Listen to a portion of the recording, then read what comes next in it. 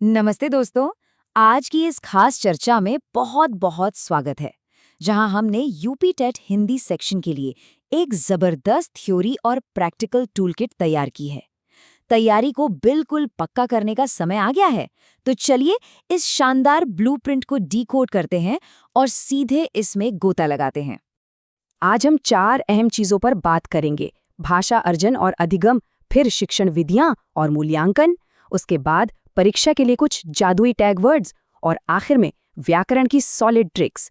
तो चलिए शुरू करते हैं। भाग 1, भाषा अर्जन बनाम अधिगम। सीधे पहले कॉन्सेप्ट पर आते हैं। सबसे पहले इस बुनियादी फर्क को समझना जरूरी है कि बच्चा अपनी मातृभाषा कैसे सीखता है और कोई दूसरी भाषा कैसे। ये जो प्यारा सा डूडल है ना, ये अर्जन यानी एक्विजिशन को दिखा रहा है। अर्जन बिल्कुल नेचुरल है, अवचेतन है। इसमें बच्चा बिना किसी ग्रामर रूल के बस अपने परिवार के माहौल में रहकर लोगों को सुन सुनकर अपने आप भाषा अडॉप्ट कर लेता है। अब इस अंतर को देखिए। एक तरफ है अर्जन, एकदम स्वाभाविक, अनौपचारिक, बिना किसी मेहनत के, ठीक हमारी मातृभाषा की तरह। और दूसरी तरफ है अधिगम यानी लर्निंग। ये पूरी तरह कॉन्शियस है, औपचारिक है, नियमों से बंधा हुआ है। इसमें बाकायदा दिमाग लगाना पड़ता है, जैसे स्कूल में जाकर कोई दूसरी भाषा सीखना। कहने का मतलब ये है कि भाषा अर्जन एक प्राकृतिक प्रक्रिया है, जबकि भाषा अधिगम के लिए सचेत प्रयास और नियमों की जरूरत होती है। बस ये गोल्डन रूल हमेशा याद रखना है। पहली भाषा हमेशा अर्जित की जाती है और दूसरी भाषा स्कूल में सीखी जाती है। भाग 2, शिक्षण विधियां और मूल्यांकन। अब देखते हैं कि ये सब क्लासरूम के अंदर असल में कैसे काम करता है। सो बो पल्ली यानी सुनना, बोलना, पढ़ना और लिखना। बच्चों में भाषाई कौशल बिल्कुल इसी क्रम में यानी इसी क्रोनोलॉजिकल ऑर्डर में विकसित होने चाहिए। भाषा विकास का यही सबसे सही और प्रमाणिक रास्ता है। इसे बिल्कुल पक्का याद कर लीजिए। अब जरा शिक्षण विधियों के इस मधुमक्खी के छत्ते को देखिए। ये विजुअल ट्रिक इतनी कमाल की है कि इसे देखने के बाद अलग अलग टीचिंग मेथड्स को भूलना लगभग नामुमकिन है। एक बार दिमाग में छप गया तो छप गया। फटाफट इन मेथड्स को डिकोड करते हैं। आगमन विधि में हमेशा उदाहरण से नियम की तरफ जाते हैं। निगमन इसका एकदम उल्टा है, पहले नियम फिर उदाहरण। प्रत्यक्ष यानी डायरेक्ट मेथड में सिर्फ लक्ष्य भाषा में बात होती है, मातृभाषा का कोई रोल नहीं। और व्याकरण अनुवाद विधि में सारा फोकस बस पढ़ने और लिखने पर होता है। सिंपल है ना? ये मूल्यांकन वाला जिराफ हमें एक बहुत बड़ी बात याद दिलाता है। बच्चों की प्रोग्रेस के लिए उनका लगातार असेसमेंट करना और उन्हें भाषा इस्तेमाल करने के अलग अलग मौके देना बहुत जरूरी है। सिर्फ एक ही रटे रटाए तरीके से काम नहीं चलेगा। असेसमेंट को हम 2 हिस्सों में बांटते हैं। पहला, निर्माणात्मक यानी फॉर्मेटिव असेसमेंट, जो पढ़ाई के दौरान चलता रहता है ताकि बच्चों की कमियों को तुरंत पकड़कर ठीक किया जा सके। और दूसरा, योगात्मक यानी समेटिव असेसमेंट, जो सेशन के आखिर में होता है। इसका काम सिर्फ बच्चे को ग्रेड देना या फाइनल रिजल्ट बताना होता है। भाग 3, परीक्षा हैक्स और जादुई टैग वर्ड्स। अब थोड़े गियर बदलते हैं और एग्जाम हैक करने वाली सीक्रेट ट्रिक्स पर आते हैं। ये डोरेमोन और किताबों वाले डूडल्स असल में बहुत पावरफुल हैं।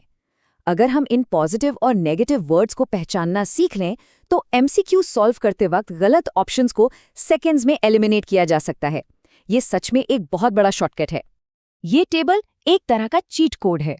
देखिए, पेपर सेट करने वालों को अवसर, मातृभाषा, विविधता और बाल केंद्रित जैसे शब्द बहुत पसंद है। ये पॉजिटिव हैं और उन्हें केवल रटना, व्याकरण पर बल या मानक भाषा जैसे कठोर शब्दों से सख्त नफरत है। एग्जाम में बस यही वर्ड्स ढूंढने हैं। यहाँ एक गोल्डन रूल याद रखना है। अगर ऑप्शन में कोई पॉजिटिव टैग वर्ड दिखे तो 99% चांस है कि वही सही जवाब है। बस एक छोटी सी सावधानी, हमेशा चेक कर लें कि प्रश्न भी पॉजिटिव ही पूछा गया हो, कहीं उसमें नहीं तो नहीं छिपा है। अब बात करते हैं रीडिंग कॉम्प्रिहेंशन की। सबसे बड़ी गलती जो सब करते हैं वो है पहले पूरा पैसेज पढ़ना। ऐसा बिल्कुल नहीं करना है। सबसे पहले सीधे प्रश्न पढ़िए। आमतौर पर पहले सवाल का जवाब पैसेज की शुरुआती 2 लाइनों में ही मिल जाता है। और हाँ, व्याकरण वाले सवाल तो अक्सर कॉन्टेक्स्ट पढ़कर ही सॉल्व हो जाते हैं। इससे बहुत टाइम बचेगा। भाग 4, व्याकरण की ट्रिक्स में महारत। अब बारी है भारी भरकम व्याकरण को बिना किसी बोरिंग किताबी भाषा के समझने की। सबसे पहले उपसर्ग यानी प्रीफिक्स, ये वो शब्दांश हैं जो किसी शब्द के बिल्कुल शुरू में जुड़कर उसका मतलब ही बदल देते हैं। इसकी सबसे मस्त ट्रिक ये है कि इनमें ज्यादातर छोटी मात्राओं का इस्तेमाल होता है, जैसे प्र प्लस कार बन गया प्रकार। इसे पहचानना बहुत आसान है। और इसके ठीक उल्टे होते हैं प्रत्यय, जो शब्द के आखिर में जुड़ते हैं। इन्हें दो मेन कैटेगरीज में बांटा गया है, कृत प्रत्यय जो क्रिया यानी वर्ब के पीछे लगते हैं, और तद्धित प्रत्यय जो संज्ञा या विशेषण के पीछे जुड़ते हैं। बस ये बेसिक फर्क क्लियर रखना है। चलिए अब फटाफट समास के 6 भेदों के वन वर्ड शॉर्टकट ट्रिक देखते हैं। द्वंद्व में हमेशा योजक चिन्ह और उल्टे अर्थ वाले शब्द होते हैं, जैसे माता पिता। द्विगु नंबर पर आधारित है, जैसे नवरत्न।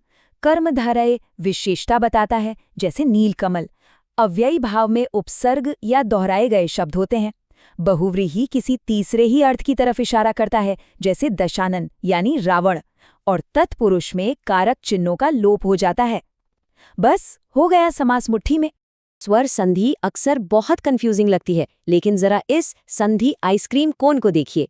इस तरह से विजुअल ग्रुपिंग करके अगर हम स्वर संयोजनों को याद रखें तो ये बहुत आसानी से दिमाग में सेट हो जाते हैं। अब इस टेबल से संधि को हैक करते हैं। बिना शब्दों को गहराई से तोड़े सिर्फ उनकी बनावट देखी। शब्द के बीच में बड़ी मात्रा आ ई ऊ दिखे तो दीर्घ संधि। ऊपर एक मात्रा ए ओ हो तो गुण। ऊपर डबल मात्रा ए औ हो तो वृद्धि। य व र से ठीक पहले आधा अक्षर आए तो यण।